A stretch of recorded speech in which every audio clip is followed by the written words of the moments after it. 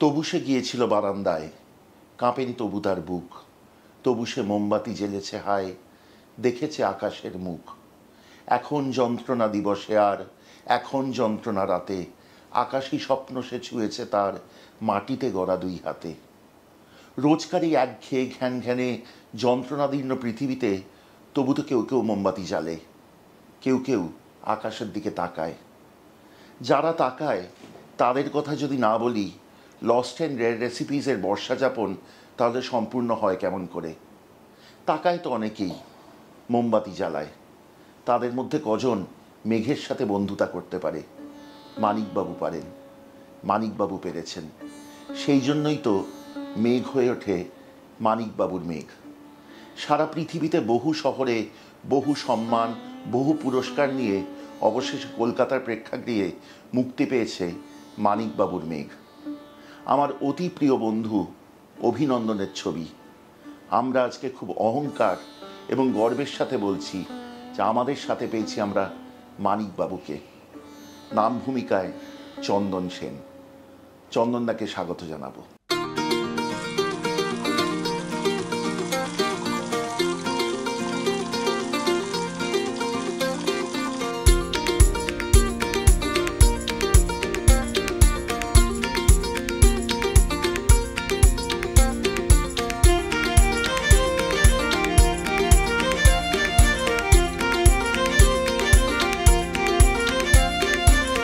চন্দনদা স্বাগত। সব ইন্টারভিউ জানি এরকমভাবেই শুরু হয়, কিন্তু মন থেকে বলছি চন্দনদা, আজকে সত্যি খুব খুব আনন্দ পাচ্ছি। আপনার থেকে শুনবো মানিকবাবুর মেঘ সম্বন্ধে কিছু কথা। আপনার কি ছবিটার সম্বন্ধে কি বক্তব্য? প্রথমত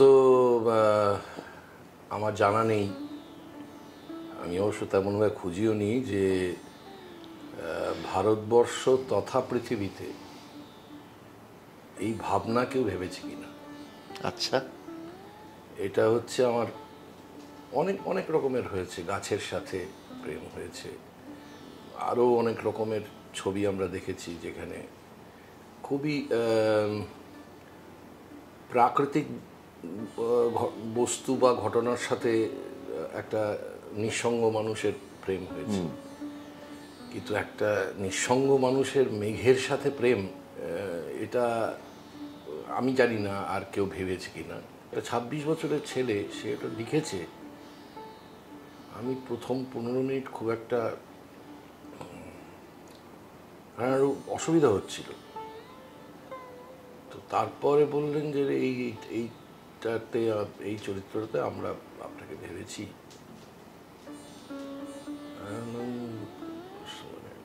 ওদের বলিনি যে সাংঘাতিক সাহস করেছে, দুঃসাহস বলা চলে। আমি আমার সামান্য কর্মজীবন, মাত্র 40 বছর, খুবই সামান্য। তো সেই সামান্য কর্মজীবনে আমাকে এত বড় চ্যালেঞ্জের মুখে দাঁড় করায়নি কেউ। আরও একটা ঘটনা যেটা ওই আমার কর্মজীবনের মধ্যে, আমি যখন স্ক্রিপ্ট শুনেছি, ইম্প্রোভাইজেশন করতে গিয়ে অনেক রকমের পাল্টানো হয়েছে। আচ্ছা। কিন্তু এই ছবিটায় দেখলাম এই ছেলেটি এক্স্যাক্টলি জানে যে কোথায় ক্যামেরাটা বসবে, তাহলে স্ক্রিপ্টে যেমনটা লেখা আছে সেটা দেখা যাবে। এইটা আর একটা আমার খুব ভালো এক্সপিরিয়েন্স। আর যেটা এক্সপিরিয়েন্স সেটা হচ্ছে যে ওই সময়টায় যেহেতু টানা শুটিং হয়েছে, 11 দিন না 12 দিনের একটা শুট হয়েছে। 12 দিনের মধ্যে ছবিটা শেষ হয়েছে?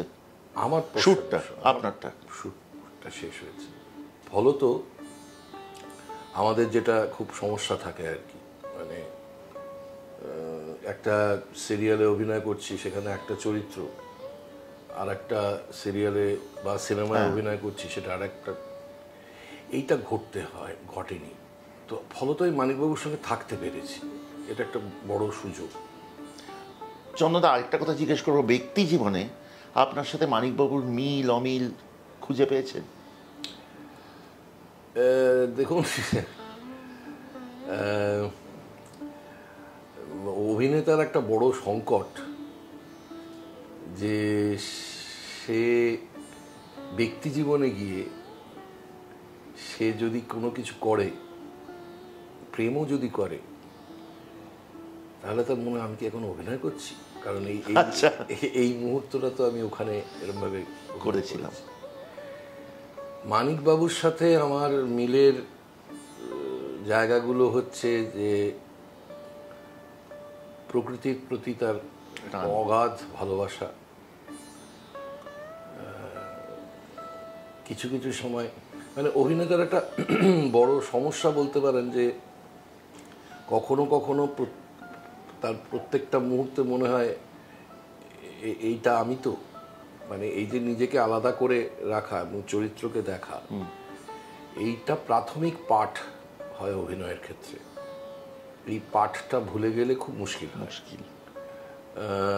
যারা হিরো হন তারা তাদের কতগুলো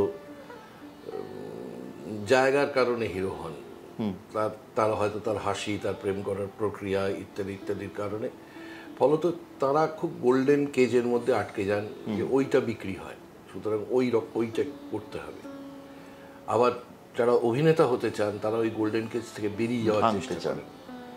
যদি মানিকবাবুর ক্ষেত্রেও এই যে এত বড় একটা চ্যালেঞ্জ, একটা সিনেমার প্রথম শট থেকে শুরু করে শেষ 96 মিনিটের ছবিতে শেষ শট অবধি থাকা, কিন্তু সবচেয়ে বড় চ্যালেঞ্জ যেটা থাকে মানে অভিনেতার জীবনে, সেটা হচ্ছে যে দেখুন, উচ্চারিত সংলাপ আপনি শুনতে পারেন, দেখতেও পারেন, কিন্তু অনুচ্চারিত সংলাপ আপনাকে শোনানো এবং দেখানো, এটাই অভিনয়ের ক্ষেত্রে সবচেয়ে বড় চ্যালেঞ্জের জায়গা, যে তুমি অনুচ্চারিত সংলাপ বলতে পারো। সবচেয়ে বড় অস্ত্র বটে বোধহয় কোথাও। এই ছবিটা আমাকে সেই সুযোগটা, মানে সেই চ্যালেঞ্জটা এত বেশি করে দিয়েছে যে অনুচ্চারিত সংলাপ বলতে পারো তুমি, যদি পারো শুনিয়ে দেখাও আমাদের।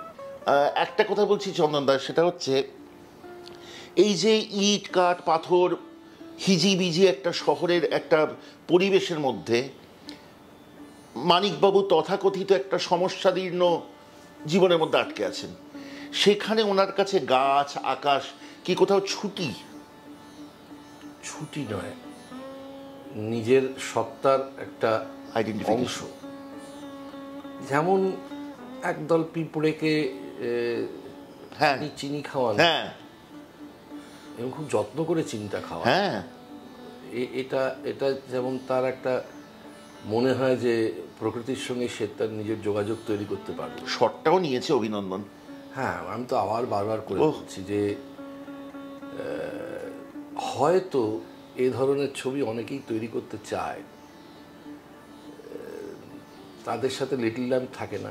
না, এটা হচ্ছে এক নম্বর ঘটনা। দ্বিতীয়ত, এমন একটা ছবি ভেবেছ যার তথাকথিত হয়তো বাজারজাত পণ্য হয়ে ওঠে, সেটা খুব বিক্রয়যোগ্য হয়ে উঠবে এমন নয়, কিন্তু আমি শুনেছি এখনো পর্যন্ত যে যারা যারা অন্যান্য জায়গায় ছবি দেখেছেন তারা তাদের আজকের পৃথিবীটা তো ভীষণ আদতে নিঃসঙ্গ করে তোলে মানুষকে, আদতে নিঃসঙ্গ মানুষ।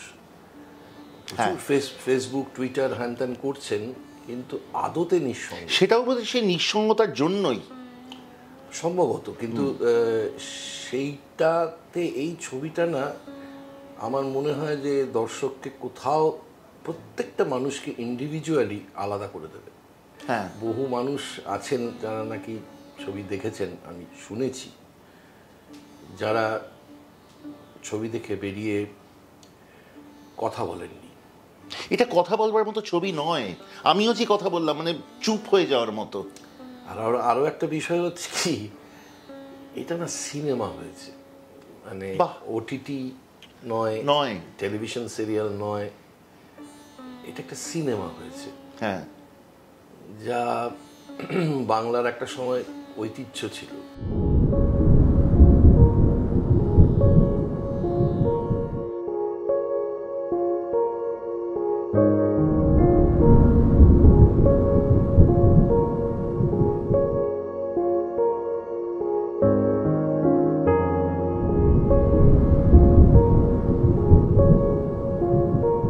চন্দনদা, এক্ষুনি বোধহয় খুব ভুল না করলে 38টা ফিল্ম ফেস্টিভ্যাল, সারা পৃথিবীর শহরে এত সমাদৃত, এত বেশি সম্মানিত, এই ছবিটা তো সত্যিকারেরই ব্যতিক্রমী অন্যান্য ছবিগুলোর থেকে এখন।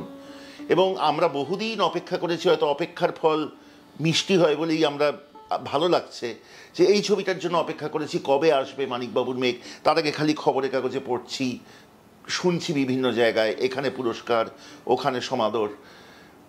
ছবিটা করতে গিয়ে আপনার, অভিনন্দনকে আমি তো জিজ্ঞেস করবই, কখনো মনে হয়েছে যে ছবিটা এইভাবে নেবে লোকে? আমি এই ছবিটা, পুরো গোটা ছবিটা আমার দেখার সৌভাগ্য হয় হচ্ছে গোয়া ইন্টারন্যাশনাল ফিল্ম ফেস্টিভ্যালে। ওই প্রথম যে মানে প্রিমিয়ারটা হয়েছে, যেটাতে আমি সত্যি সত্যি মানুষের মধ্যে থাকতে পেরেছি। আরেকবার সুযোগ পেয়েছিলাম, সেটা হচ্ছে ব্যাঙ্গালোরে একটা ফেস্টিভ্যাল হয়, সেই ফেস্টিভ্যালে এই ছবিটাকে নিয়ে যাওয়া হয়েছে। এই দুটো জায়গাতেই মানুষকে দেখেছি। আর খুবই, আমার কাছে আরেকটা উদাহরণ আছে, সেটা হচ্ছে যে কলকাতা ফিল্ম ফেস্টিভ্যালে যখন ছবিটা দেখানো হয়, তখন ওই 2 নম্বরে, নন্দনের 2 নম্বরে দেখানো হয়েছিল। তা ওই গোটা দেওয়ালগুলো সবটাই লোকজন দাঁড়িয়েছিল, আমিও শুনেছি এটা। আর সিঁড়িতে মাটিতে বসে আছে। আমি বাইরে বসেছিলাম, আমি কাউকে মানে টয়লেট করতে বেরোতে দেখিনি। আমি এই পর্যায়ে চন্দনদা আপনাকে একটা কথা বলবো, কেন আমার মনের খুব কাছের কথা আপনি বলছেন। যখন লস্ট অ্যান্ড রেসিপিস তৈরি হয়, দেখুন শয়ে শয়ে তো চ্যানেল আছে। আমরা চেষ্টা করেছি দুটো কাজ। প্রথমত, একটা আর্কাইভ তৈরি করতে, যেখানে হারিয়ে যাওয়া বা বিরল রান্নাগুলো থেকে যাবে। এবং দ্বিতীয়ত, প্রত্যেকটা গল্পের সাথে আমি খুব মন থেকে বিশ্বাস করি যে একটা করে গল্প থাকে। সেটা মানুষের গল্প হতে পারে, ইতিহাস হতে পারে, মানুষের জীবনের নানান ছোটোখাটো ঘটনা হতে পারে, ফেলে আসা মানুষের স্মৃতি হতে পারে। সেই জিনিসগুলো ছাড়া যে কোনো রান্না, খাবারও নিষ্প্রাণ হয়ে থাকে বলে আমি ভাবি। কেবলমাত্র ক্ষুধা মেটাবার একটা বস্তু। যখন এই চ্যানেলটা আরম্ভ হয়েছে, অমিত যে আমাদের চ্যানেলটা পুরো ডিরেক্ট করে, এবং আমি দুজনেই ভেবেছিলাম যে শুধু ওটাতে আটকে না থেকে আলাদা কিছু করতে চেষ্টা করব। তখন অনেকে বলেছে আমাদের যে এতে পপুলারিটি কমবে, কারণ চিলি চিকেন বিরিয়ানি আমরা দেখাচ্ছি না, যেটা কিনা হাজার হাজার লোকে দেখে এবং দেখে অভ্যস্ত। আপনার কোথায় কোথায় আমি সেই কথার প্রতিধ্বনি খুঁজে পেলাম যে আমরা হয়তো কোথাও একটা মধ্যমেধা থেকে বেরিয়ে নতুন কিছু, নিজের মনের চাহিদা, নিজের মনের তাগিদ যেটা, সেটা করতে পারি না বলে লোককেও হয়তো অভ্যস্ত করে দিই তাতে। এই ছবিটা এতটাই ব্যতিক্রমী, এবং মানুষের, আমার মনে হয় মানে প্রত্যেকের, যারা যারা জড়িত, খুব সাহস লাগে এরকম একটা ছবি তৈরি করতে। কারণ এটাতে কেবলমাত্র বাণিজ্যিক সাফল্যের কথা সরিয়ে রেখে আমার মন যেটা চাইছে, আমি যেটাতে বিশ্বাস করি, সেটাতে আমি এগিয়ে যেতে পারছি। আমি নিশ্চিত যে ছবিটা সবার ভালো লাগবে। ভালো লাগবে মানে আপ্লুত হবে, কথাটা আমি বলবো না। আমরা একটা শব্দর সঙ্গে পরিচিত ছিলাম, সেটা হচ্ছে নৈশব্দের বাংমায়ন। হ্যাঁ, এই সিনেমাটা সেই নৈশব্দের বাংমায়তাটাকে আরো মানে উচ্চকিত করে তোলে, একদম সোচ্চারে। আমরা ফিরবো আরো গল্পে মানিকবাবুর মেঘ নিয়ে। তবে তার আগে আজকের রান্নাটিতে ফিরি। বর্ষা যাপন, কাজেই ইলিশ মাছ ছাড়া অসম্পূর্ণ থাকে। তবে গাদা পেটি কিন্তু অন্য সবার পাতে পড়ে। মানিকবাবুদের জন্য পড়ে থাকে লেজা আর তার উপরের টুকরোগুলি, এবং মানিকবাবুরা তা দিয়ে না খান ভাপে, না খান পাতুরি, না খান তেল ঝোল। কারণ তা তো অন্যদের জন্য, মানিকবাবুর জন্য তা বাতুলতা। সেই জন্য মানিকবাবুর জন্য পড়ে থাকে ইলিশ মাছের টক, লেজা দিয়ে। আজকে শিখব সেই রান্না। চলুন শিখি।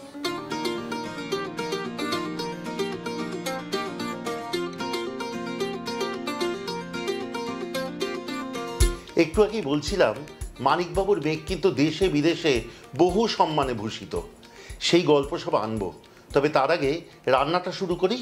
করতে করতে সেই সব গল্প বলবো মানিকবাবুর সাথে অথবা চন্দনদার সাথে। এই রান্নার শুরুতে কড়াইয়ে তেল গরম করুন, সর্ষের তেল, এবং তারপর তেল গরম হলে মাছে নুন হলুদ মেখে ভেজে তুলুন সেই মাছ তেলে। তারপর আসুন পরবর্তী ধাপে।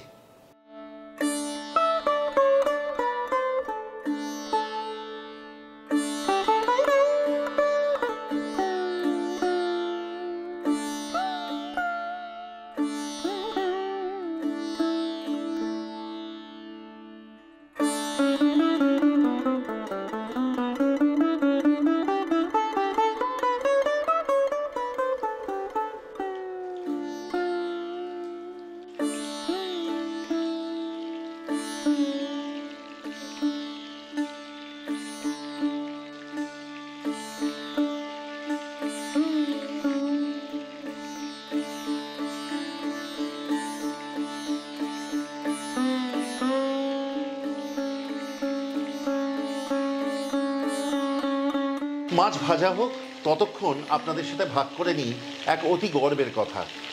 সত্যি কথা বলতে মনে পড়ে না শেষ কবে কোনো বাংলা ছবি অথবা কোনো ভারতীয় ছবি একসাথে এতগুলি দেশে, এতগুলি শহরে এত সম্মানে ভূষিত হয়েছে।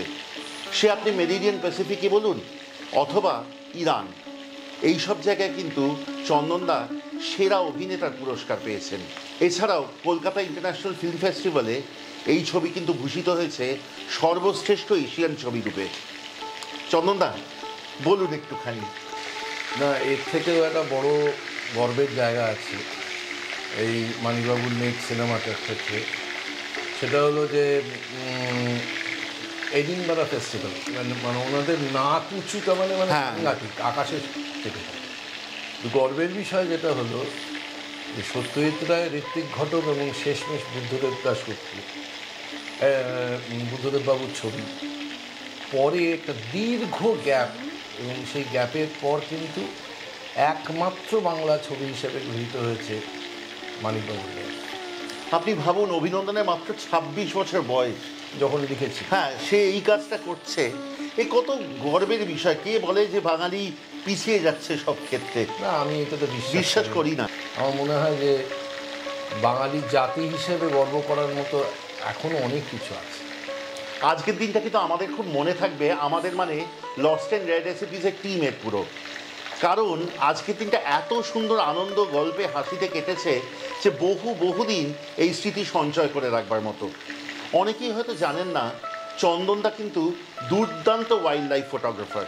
সেই নিয়ে আমার সাথে অনেক আলোচনা হচ্ছিল। চন্দনদা আর কীভাবে সময় কাটান? পড়াটাও একটা বিষয় আছে, হ্যাঁ, আর তার সঙ্গে সঙ্গে যেটা বললে অনেকে অনেক সময় বোঝানো খুব মুশকিল হয়। অনেকদিন আগে একটি ছেলে, তাকে আমি জিজ্ঞাসা করেছিলাম, আমাদের থিয়েটার দলেই ছিল সে, তবে সে ছেড়ে চলে যায়, কাজ করতে যায়। আবার দীর্ঘদিন বাদে তার সঙ্গে দেখা হয়। দেখা হওয়ার পর আমি তাকে জিজ্ঞেস করি, কী করছিস? তাকে উত্তর দিয়েছিল, ভাবছি। কী করবো সেটা ভাবছি। এই যে ভাবাটা একটা কাজ মানুষের জীবনে, খুব জরুরি কাজ। এইটা অনেক সময় অনেক মানুষ বোঝেন না। এই যে একলা হয়ে যাওয়া, পালিয়ে যাওয়া, এটা অনেক সময় অনেকে বুঝে উঠতে পারেন না। তারা ভাবেন বোধহয় আনঅ্যাটেন্টিভ, আমি তার প্রতি যথেষ্ট মনোযোগী নই, ইত্যাদি ইত্যাদি। কিন্তু তারই একটা কথায় বা ওইখানের একটা কথায় এমন একটা কথা উঠে আসলো যেখান থেকে দাঁড়িয়ে ওই ভাবনাটার মধ্যে পালিয়ে যেতে হয়। হ্যাঁ, অনেকের মাঝে বসে একা হতে হয়। এটা একটা কাজের মধ্যে পড়ে। চন্দনদা, কীরকম নানান বিষয় ঘুরে আমরা মানিকবাবুর মেঘেই বারবার ফিরে আসছি। সেই নৈশব্দের মধ্যে বাংময়তা, মানে এই জিনিসটা আমি আবারও বলছি, এমন সুন্দরভাবে ধরা। বিশেষ করে এই বয়সের একটি ছেলে, সে এত গভীর জিনিস, এটা তো আমার মনে হয় খুব উপলব্ধির জিনিস। না, আমার নিজের মনে হয় ওর কাছে শোনা আমার ওর 3-4টে ভাবনার কথা যে 3-4টে ভাবনা এখনো এমন এমন ছবি বানাতে পারেও যেটা মানুষকে অদ্ভুত অবাক করে দিতে পারে। এত ক্রিয়েটিভ ছেলে, ওর সাথে তো আলাপ করবই। তার আগে চন্দনদা একটুখানি এটা বলে নিই, আমরা মাছটা তুলে নিয়েছি, কেমন মাছটা ভাজা হয়ে গেছে। এবার আমরা এই তেলে দেব গোটা সর্ষে আর 5 ফোড়ন। ওই গরম তেলেই দিয়ে দেব 1 চা চামচ পরিমাণ কালো সর্ষে, 1.5 চা চামচ পরিমাণ 5 ফোড়ন এবং ছিঁড়ে রাখা 4টি গোটা শুকনো লঙ্কা। ফোড়ন থেকে সুগন্ধ বেরোনো এবং লঙ্কায় হালকা রং ধরা অবধি অপেক্ষা করুন। ফোড়নে গন্ধ বেরোতে আরম্ভ করেছে। এবারেতে দেব 1 চা চামচ পরিমাণ হলুদ গুঁড়ো এবং খুব অল্প জল।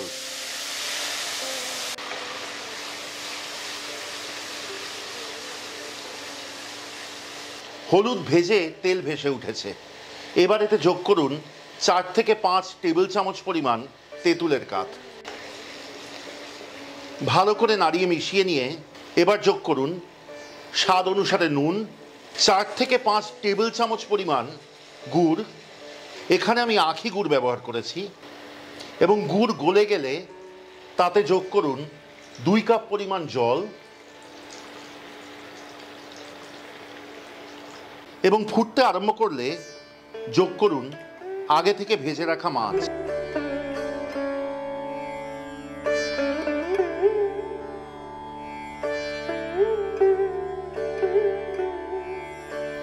মানিকবাবুর মেঘের এই পর্ব এবং আমাদের চ্যানেলে বর্ষা যাপনের অন্যান্য পর্বগুলি এবং বাদবাকি পর্বগুলি কেমন লাগলো দয়া করে আমাদের কমেন্টে লিখে পাঠান। এই পর্বটি কিন্তু সত্যি খুব মনের কাছাকাছি হয়ে থাকবে, কারণ এটি অন্য সব পর্বর থেকে একদম আলাদা। মানিকবাবুর মেঘ যে আলাদা, কাজেই পর্বটি তো আলাদা হতেই হতো। মানিকবাবুর মেঘ মনের কাছে, তার সাথেই মনের কাছের হয়ে থাকবেন শ্রী চন্দন সেন। কেমন লাগলো আজকের পর্বটি কমেন্টে লিখে পাঠান। যদি ভালো লাগে সাবস্ক্রাইব করে সঙ্গে থাকবেন, খুব আনন্দ পাবো। এবং যদি মনে করেন আমাদের চ্যানেলের সব রান্নার নোটিফিকেশন প্রথম পৌঁছবে আপনাদের কাছে, দয়া করে বেল আইকনটি টিপে দিতে ভুলবেন না। আমাদের যোগাযোগ করবার নম্বর 6291834357। আমাদের সোম থেকে শনি সকাল 11টা থেকে সন্ধ্যে 7টার মধ্যে স্বচ্ছন্দে যোগাযোগ করুন। এবার রান্নাটি ফুটে উঠেছে, আসবো একদম শেষ পর্যায়ে। এতে যোগ করুন শেষ উপকরণটি। আগে থেকে শুকনো খোলায় ভেজে গুঁড়ো করে রাখা আছে 5 ফোড়ন। এবার সেই 5 ফোড়ন দিয়ে দেবো 1 টেবিল চামচ। নাড়িয়ে ভালো করে মিশিয়ে রান্নাটি নামাবো। এই রান্না কিন্তু অবশ্যই পরিবেশন করুন কেবলমাত্র গরম ভাতের সাথে।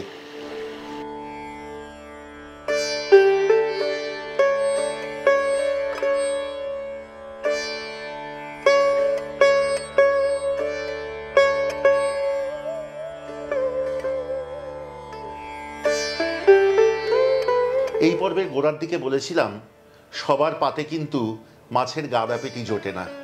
কারুর কারুর পাতে পড়ে থাকে খোকা ইলিশ, তার লেজার সামনের দিকে ছোট টুকরোগুলো। রবীন্দ্রনাথ বলেছেন আকাশ যখন তাকে আলোয় ভরে তখন তিনি আকাশকে গানে ভরবেন। সবার ভাগ্যে কিন্তু আকাশও আলোয় ভরে না, কারুর কারুর আকাশ তাকে ছায়ায় ভরে।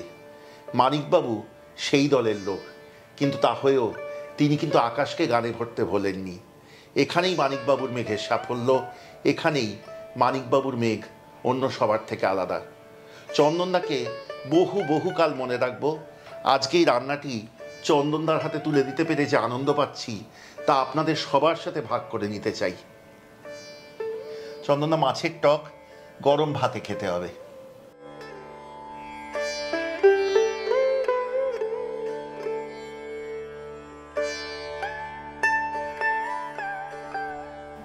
বারোই জুলাই কলকাতার প্রেক্ষাগৃহে মুক্তি পেয়েছে মানিকবাবুর মেঘ।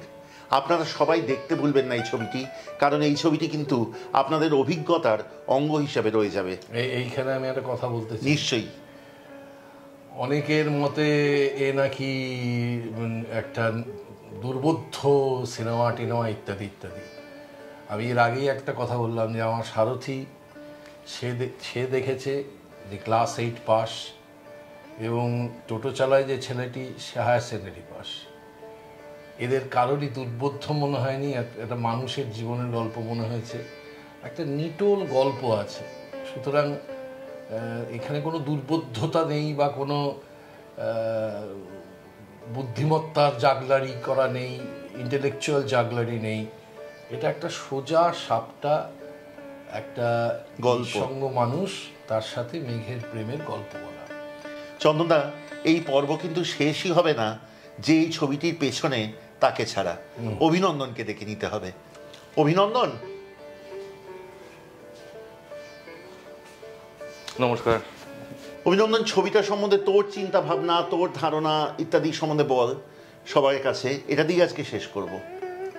এটাই বলার যে আগাগোড়া চলচ্চিত্রে যাত্রার থেকে যখন প্রথম যে কেউ, তখন ছোটই, খুবই ছোট, 18-19 বছর বয়স, যখন আর্কিটেকচার থেকে আস্তে আস্তে মাইগ্রেট করলাম সিনেমায় বলা যায়, সেই মাইগ্রেশনের পর থেকে একটাই ইচ্ছে ছিল যে প্রথম ছবি যেন চলচ্চিত্রে নিজের ভাষায় হয়। সব মাধ্যমের একটা ভাষা আছে নিজস্ব, সব গল্প বলার, মানে আমি কেউ যখন গল্প লিখছেন, কেউ উপন্যাস লিখছেন, একই ভাবনা নানান সুর নিয়ে নানান জায়গায় হাজির হয়। কেউ এক ভাবনায় একটা মিউজিক পিস বানান, সেটাকে কেউ একটা চলচ্চিত্রে বাঁধছেন, সেটাকে কেউ একটা গল্প লিখছেন বা কবিতা লিখছেন। তো উদ্দেশ্য একটাই ছিল যে প্রথম ছবি যখন যেটা করব সেটা যেন সৎভাবে করতে পারি, মাধ্যমের প্রতি সততা যেন থাকে। এবং সেই ছবিটা হলো, সেই ছবিটা সারা বিশ্ব ঘুরলো। তারপরেও একটা ইচ্ছে ছিল যে অবশেষে যেই জায়গায় জারিত হয়ে বড় হয়েছে, যেই বাংলা, যেই বাঙালি, যেই প্রেক্ষাপটে বেঁচে, প্রাত্যহিকভাবে বেঁচে মানিকবাবুর জন্ম হয়েছে, চরিত্রের জন্ম হয়েছে এবং এই ভাবনার জন্ম হয়েছে, যেই বিভূতিভূষণ পড়ে বড় হয়েছি, যেই বিভূতিভূষণ মনে প্রাণে বসে যাওয়া। অনেকেই আমাকে জিজ্ঞেস করছে যে ইন্সপিরেশন কাকে পড়েছেন, কাকে দেখেছেন সিনেমা, কিন্তু আমার বোধ হয় কোনো সিনেমা বা ফিল্ম মেকারের থেকেও যে ইমপ্রিন্টটা ভেতরে একদম গভীরে বসে আছে সেটা বিভূতিভূষণ, সেটা আরণ্যক, সেটা বিভূতিভূষণের মন এবং যাপন। যার ভক্ত সেই, মানে বিভূতিভূষণ শেষ করেছি 12-13 বছরে তো বয়সে, তো সেখান থেকে দীর্ঘ একটা যাত্রার পরে নিজের সৃষ্টি সিনেমা, সেটা সারা পৃষ্ঠায়, যেটা বলছিলাম, সারা পৃথিবী ঘুরলো। তবে একটা ছিল যে যেখানে জারিত হয়েছে সেখানে কবে ফিরবো, মানিকবাবুকে কবে দেখবে বাংলা। ঘরের মেঘকে ঘরে ফেরানোর মতন আনন্দ তো আর কিছু নেই। তো দেখা যাক ভালোবাসা কীরমভাবে পাই। সারা পৃথিবী যে ভালোবেসেছেন মানিকবাবুর মেঘকে, মানিকবাবুকে, মেঘকে, এবার আপামর বাংলা ও বাঙালি কীভাবে ভালোবাসা দিয়ে আমাদের ভরিয়ে দেন সেটাই দেখার। আমি কিন্তু নিশ্চিত তোর ছবি দর্শক অত্যন্ত ভালোভাবে গ্রহণ করবেন।